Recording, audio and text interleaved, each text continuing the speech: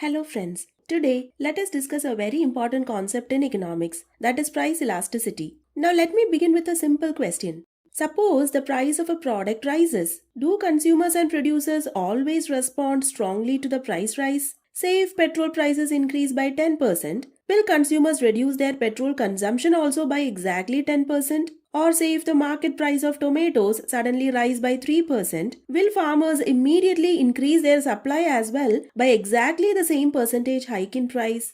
This is where elasticity comes into the picture.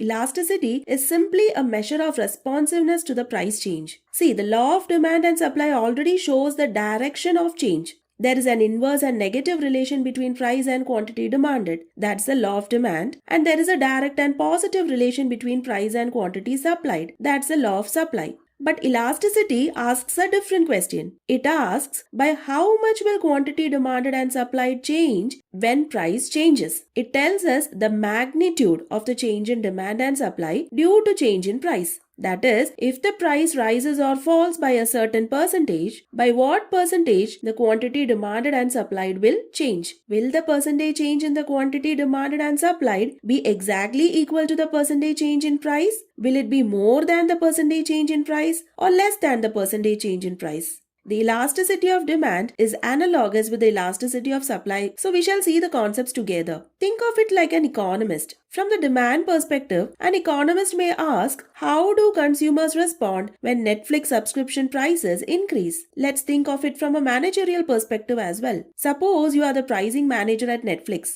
Before increasing the subscription prices, you would definitely want to know how many customers will we lose if we increase the price. That is essentially an elasticity question. Let's take another example to make the difference clearer. Suppose you manage a fuel company. You ask, can we raise fuel prices without losing too many customers? This is the managerial perspective. An economist in this case would ask, if fuel prices increase, will households reduce consumption, shift to public transport, or buy electric vehicles? Now from a supply perspective, an economist may ask, when market prices rise, how strongly do producers respond? Say if wheat prices increase, will farmers significantly expand production or only slightly? Now let us think from a managerial perspective. Suppose you manage a smartphone factory or a car company. Market prices increase. Can your firm quickly increase the production? Do you have enough raw materials, enough labor, machinery, factory capacity, credit from banks? That is again a supply elasticity question. Managers want to know how flexible is our production response when prices change. Same concept, different lens. So elasticity is not just a formula in economics textbooks. It is a powerful concept used in making pricing decisions and to understand how consumers and markets react to price changes. Now, demand and supply can be broadly classified into elastic demand and supply and inelastic demand and supply. Let us understand this through examples. Imagine the price of a product falls by 2%. If the quantity demanded increases by say 6%, consumers are responding strongly to the price fall.